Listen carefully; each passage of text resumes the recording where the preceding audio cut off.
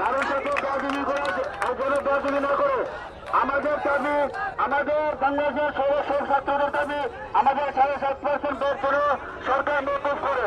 আমরা কারোর সাথে উচ্ছৃঙ্খল করতে চাই না, আমরা কারোর সাথে উচ্ছৃঙ্খল করতে চাই না। আমাদের দাবি চুপচাপ চললে, তবে বোর্ড সরকার না মানে চললে আমাদের দাবি। সবাইকে শান্তিপূর্ণভাবে বলতে থাকার জন্য অনুরোধ জানানো হচ্ছে। আমাদের মুখপাত্র আছেন, তারাই কথা বলবেন। আর আমরা